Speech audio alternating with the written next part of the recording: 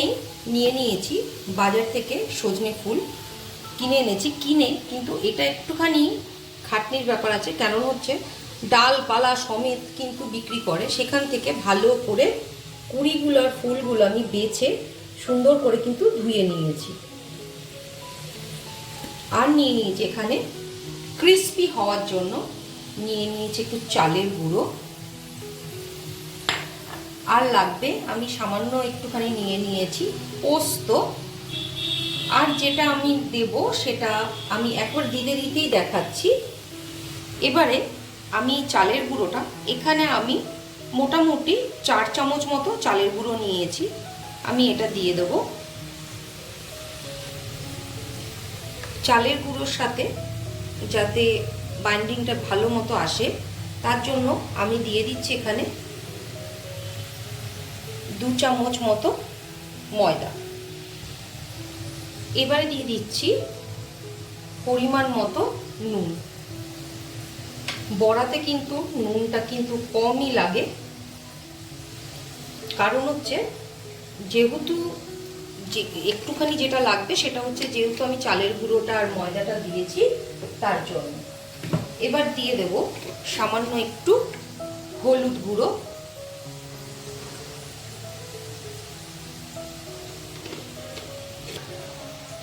দেব একটু লঙ্কার গুঁড়ো, কারণ একটু সামান্য ঝাল ঝাল না হলে এটা একটু ভালো লাগবে না, তাও ঝালটা কিন্তু খুব বেশি হয় না। এবার লঙ্কার গুঁড়োটা দেবার মানে পরিমাণ অনুযায়ী। এবার এটার মধ্যে আমি দিয়ে দেব 1 চামচ মতো একটু মিষ্টি। এবারে এইগুলোকে দিয়ে আমি আগেই জল দেব না, কারণ হচ্ছে ফুলগুলো ধুয়ে রেখেছি, ফুলের মধ্যে কিন্তু একটু জল জল ভাব থাকে, তাই আগে একটু এরকম করে একটু মাখিয়ে নেব, তারপরে আমি বুঝে জল দেব।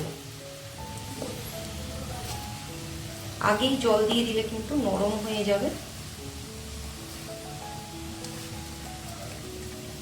এবারে বুঝে অল্প অল্প করে কিন্তু আমি জল দিতে শুরু করব।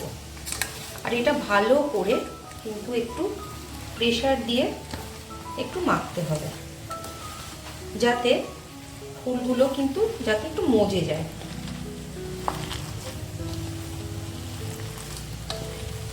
আর আমি এটা মেখে আমি কিন্তু 15 মিনিট মতো একটু রেখে দেব। আর এটা মেখে 15 মিনিট রাখলে কিন্তু একটু জল বেরোবে, সেই বুঝে এটা কিন্তু একটু মাখতে হবে।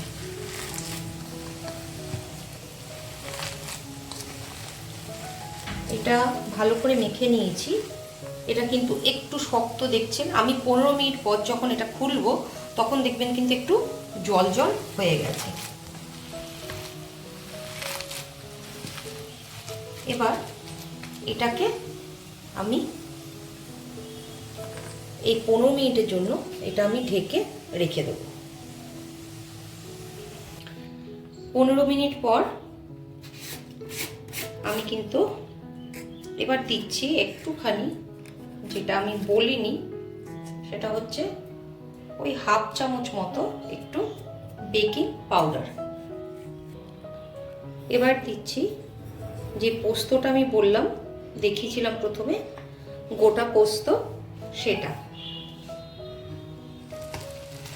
এবারে এটা দিয়ে আমি আবার একদম খানিকক্ষণ রেখে দিয়েছি, দেখেছেন একদম কিন্তু পারফেক্ট। ওই জন্য প্রথমে কিন্তু একটু শক্ত করে মাখতে হবে। আর যদি শক্ত করে মাখার পরে 15 মিনিট পর যদি দেখেন যে না জল লাগবে, এরকম হয়নি, তখন জল দিতে পারে, তাতে কিন্তু অসুবিধা নেই, কিন্তু প্রথমে জলটা কম দেওয়াই ভালো। আমার মাখা হয়ে গেছে। এইবারে আমি কিন্তু ফ্রাইং প্যান বসিয়ে দিয়েছি। এবারে আমি সজনে ফুলের বড়াগুলো গড়ব। প্রথমে আমি এরকমভাবে কিছুটা নিয়ে এবারে এই বুড়ো আঙুল দিয়ে এরকম করে প্রেস করে একটু চ্যাপটা করে দেব, দিয়ে এবার কিন্তু আমি তেলে দেবো। প্রথমে কিন্তু গ্যাসের ফ্লেমটা কিন্তু আমি কম করে দিয়েছি। এরকম করে নিয়ে এরকম করে একটু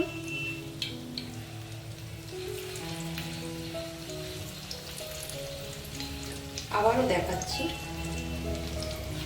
খানিকটা এরকম ভাবে নিয়ে গোল করে তারপরে কিন্তু বুড়ো আঙুল দিয়ে এরকম করে প্রেস করে, এটা এই বুড়ো আঙুলটা দিয়েই কিন্তু আস্তে করে ঠেললেই কিন্তু চলে যাবে।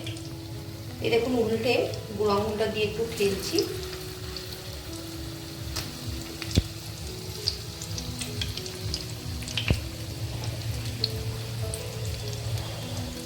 এই সেম পদ্ধতিতে আমি এই বড়াগুলোকে এইভাবে ছেড়ে দেব।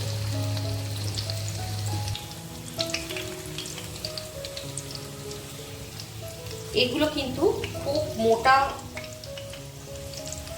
করা যাবে না, কারণ হচ্ছে একটু হাত দিয়ে এরকম প্রেস করে একটু মিডিয়াম পাতলা করে একটু দিতে হবে।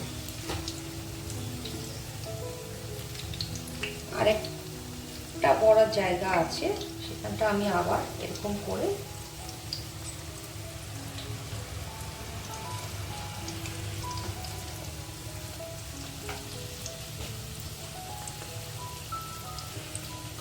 প্রথমে কিন্তু আমি গ্যাসটাকে লো করে দিয়েছি, তেলটা গরম করে তারপরে কিন্তু লো করে দিয়েছি। এইবারে এটা আমি ফ্লেমটাকে আমি এবার মিডিয়াম করে দেবো, গ্যাসের ফ্লেমটাকে।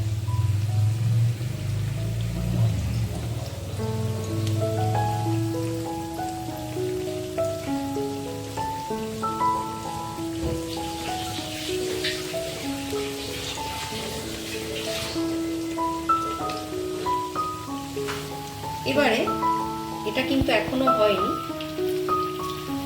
আমি এবার কিছুক্ষণ পর আমি কিন্তু এগুলোকে উল্টে দিচ্ছি।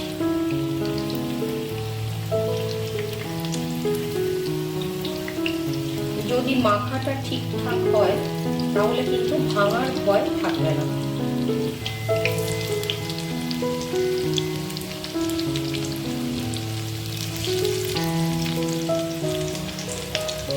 এবার আবার এই দিকটা আমি হতে দেব।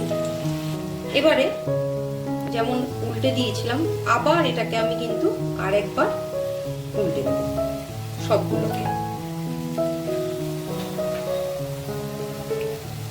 সুন্দর মচমচে লাল ভাজা হয়ে গেছে। এটা আরেকবার কিন্তু আমি আরেকবার লাস্ট এটাকে আবার আরেকবার উল্টে দেবো, তাহলেই কিন্তু আমার বড়া কিন্তু একদম রেডি হয়ে যাবে। এটা আবার আমি কিছুক্ষণ হতে দেব। এবার কিন্তু বড়াগুলো আমার একদম রেডি। এবার কিন্তু আমি এগুলো আস্তে আস্তে একটা একটা করে সার্ভিং বোলে তুলে নেব।